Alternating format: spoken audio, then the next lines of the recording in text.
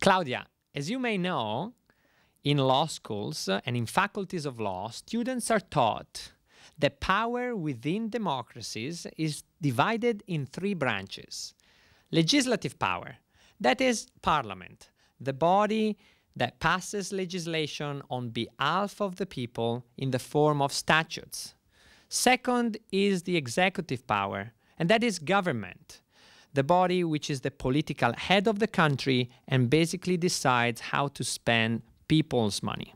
Third is the judicial power, so-called judiciary, which has the power of solving conflicts. What kind of conflicts? Well, you see, there are different types of conflicts. Sometimes citizens litigate against each other. For instance, individuals may have a contractual dispute or a conflict over a family affair. There, civil courts come in, and these conflicts are dealt with as civil conflicts. Sometimes, instead, individuals have a conflict with the state. Perhaps that is because the state feels offended by one behavior of a citizen. Typically, this is the case in criminal matters in which the state seeks to pass sentence against citizens or corporations. So let me go through the key words concerning the judiciary. Justice is a good word. One could say Justice Brown is very conservative, or Justice Mason is famous for his competence in car accidents. Bear in mind that when you refer to a judge in the courtroom, you would probably say, Your Honour, may I approach the bench, or Your Honour, may I interrupt?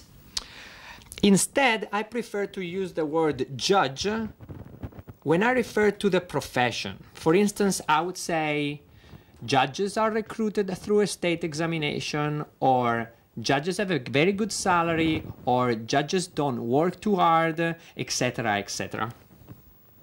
Judges are members of a court, right? Yes, court is indeed the most important legal word with reference to the judiciary. One could say the court ruled, the court awarded damages, the court awarded compensation. Courts may sit in panels of several judges. Courts may sit in panels of 5, 7, 11, 19 justices. But even when the court sits in the panel sits as a single judge, no panel, the legal term which is accurate for that body remains the court. So let me make a phrase for you then. Justice Scalia is the most famous judge in the Supreme Court. Would that be correct? Yes, that would be perfect.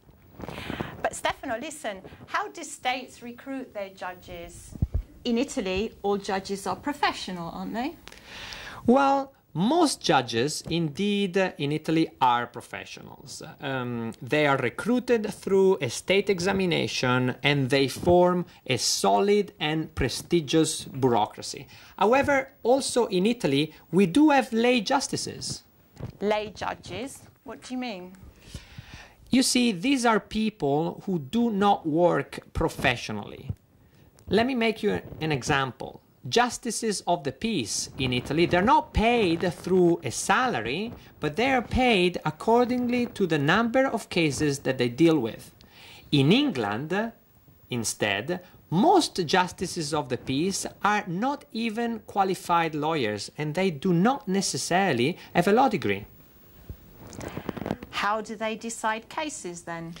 Well, most of the time they have an assistant who is a qualified lawyer, is normally referred to as a clerk, and the clerk does the study of cases for them.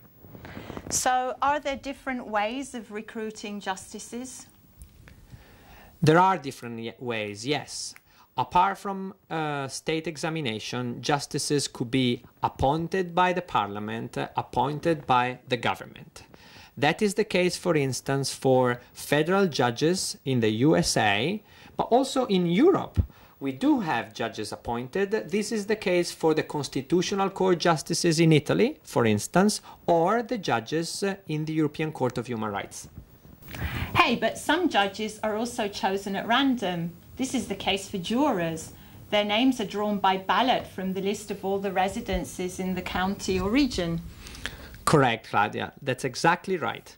So there are 4 ways of recruiting justices: state examination, political appointment, a bipartisan election, and the choice at random through the drawing of ballots.